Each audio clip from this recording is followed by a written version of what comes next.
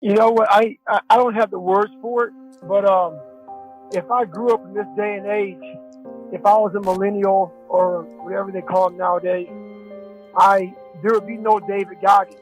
No one ever have heard of me. So I'm very blessed that I grew up in the time frame that I did because there is no mental toughness, there is no self discipline. Everybody gets a trophy, and I hate to say it, but you're gonna lose in life. Well, I mean, society in general has just gotten weaker all across the board. So that trickles over, that kind of spills over to, to the school system, to the education system. And our, kids are paying for that now. Kids are paying for the simple fact that there's a lot more pressure on them and they're weaker minded. Think about that. Society now is weaker minded and there's a shit ton more pressure than what we had when we were growing up. I know I'm 43 years old and I look at society now with how hard it is to keep up with everybody else. Because why? You can look at your phone and see how great the whole fucking world is. Because the whole world is only sharing what the fuck they want you to know about them. They're not sharing, their bad shit, how hard life really is, what they're trying to overcome and all those things like that. So, and that's what makes you an absolute winner by the fact that you are going to lose in life. So, I mean, we're doing these kids a huge injustice. And I can talk about this for days. But the only way you're going to fix yourself from being a snowflake, from being soft, from being a weak person, is honestly, you have to be really raw. I invented this thing years ago called the accountability mirror. And it's how you cure the snowflake epidemic. You put yourself in front of a mirror while you're getting ready for work or school or whatever you're doing, and only you know how f***ed up you are. We can lie to everybody. You can lie to your girlfriend. You can lie to your boyfriend. You can lie to people at school. You can't lie to yourself. So what I did was I lied so much and I was so insecure growing up is that how I cured my snowflake is I got in front of a mirror with just me and my pathetic self, and I started writing sticky notes all over this mirror about how f***ed up I am, about what I need to change about myself, about how real I need to attack my life, the situations that I'm facing, the situations I'm afraid to face, and start to man up. And but I tell you right now, it's not getting any better right now. This world, especially in the U.S., we are soft as soft can be. You can't say a f***ing thing. Everybody gets offended. Everybody's got every f***ing movement going on, knowing the man. It's just, everybody's so thin-skinned. And you don't get better that way. You just get worse. You got to have total, and we use, I hate using these damn words because they're thrown around so willy-nilly nowadays. Accountability, mental toughness, grit, all this shit, man. So I hate even saying it, but it's true. But I'm going to go a step further. Self, it starts with yourself. You have to look at yourself in the mirror and say, okay, I'm bitchy, I'm whiny, I complain, I have an 8-hour job that only work 3 or 4 hours a day. We have to really bring it back to ourselves. So basically, and once again, I'm not a tough guy. So I'm not a tough guy. I realized I had to become a tough guy to succeed in society. Right. Well, for me, the reason why I did that is I realized that I wanted to also choose the easiest. And this is the mindset behind me. If I'm going to go through the hardest training, I want the hardest spot in the worst position in the hardest training in the world. Because what that does is, if my mindset is going to the hardest place, like in Hell Week, when you're carrying the boat, the toughest spot to be in is the number one spot. It's the heaviest part of the boat, and I never left that position. Because the more your mind searches for a comfort, any kind of comfort, it will continue wanting to find more and more of it. But the way I train my mind is, I want to find the hardest location known to man. And then my mind continues to go that way versus the other way. Because once you start giving yourself a way out, oh, you know what? I'm going to run 5 miles today. I'm going to run 4 miles. You know, for me, it's like, no, I'm going to go the opposite way. So my mind continued to get harder and harder and harder because I knew the second I gave it a way out, it was going to take it. And I also wanted to choose the hardest way because it was my way of motivating people. So how I motivate people is I was a broke crew leader going through all my hell weeks.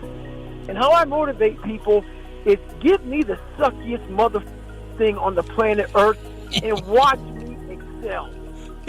Watch me excel. I won't say a word to you, but when you see me broke down, up, legs broken, and I go back to the number one spot on that boat, and it's the heaviest thing known to man, you're going to look at me and say, Roger that. Let me follow this guy. So I do shit by example. I do the hardest shit so the people following me say, yeah, that's where I want to be behind that motherfucker right there. And nothing, but no one came to save me. I didn't win a trophy for getting F.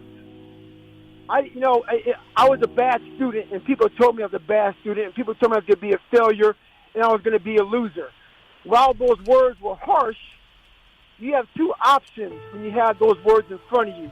Either sack it up, or else to go be a and go high.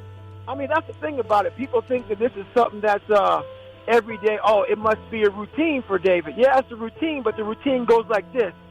I wake up, I feel sorry for myself, I don't want to do it, and I say, hey, you're being a sack it the up, let's go. On in life, I had to be the mother that could take anything, that could carry any cross, 2 or 3 crosses.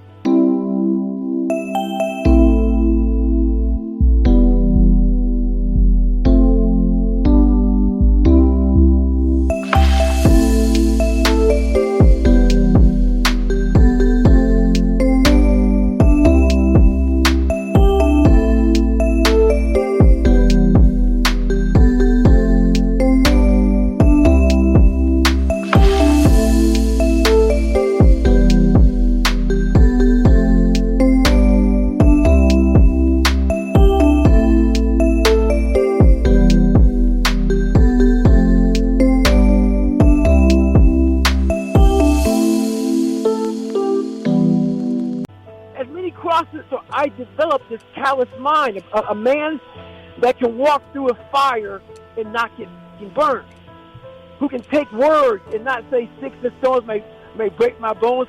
No, words hurt. But I want to get to a point where nothing hurt me. So I started to develop myself. I developed myself. It wasn't about money. It wasn't about fame. It wasn't about women. It was about I have to have so much pride in myself that nothing can hurt me. Can't hurt me. So basically what I did was I said, how am I going to do this?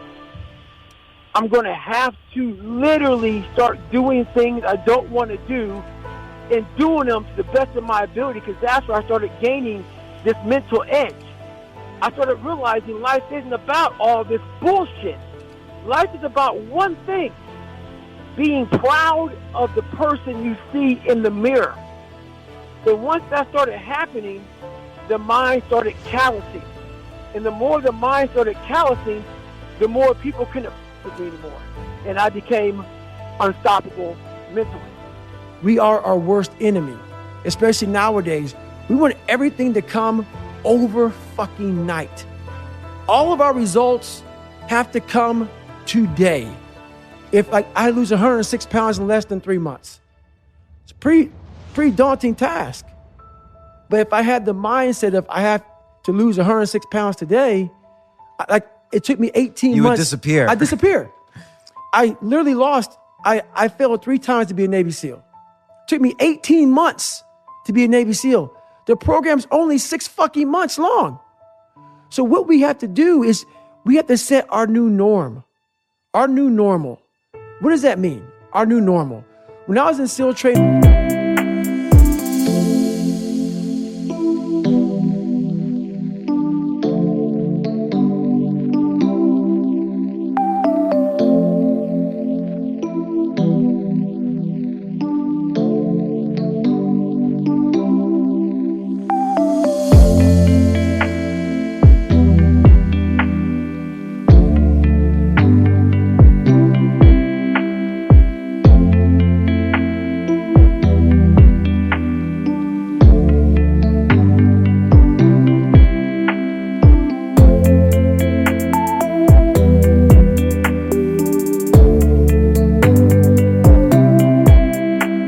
getting the shit kicked out of me every fucking day. And I kept on getting rolled back to day one. Rolled back to day one, week one. Most people would have fucking quit. But my mindset became this. This is my new normal. My new normal is I get up at 4 o'clock in the fucking morning. I get my fucking ass kicked every fucking day of my life. There's nothing outside of this world for me right now. This is my life. Like people who become POWs, prisoners of war. If they can't change their mind to think this is my new fucking normal, this is my life. This is where I live. You have to become adjusted to where you're at. A lot of people say, yeah, you have to be able to look beyond this. Sometimes the pain is so miserable, the suffering is so intense. You look too far beyond anything, you're going to quit.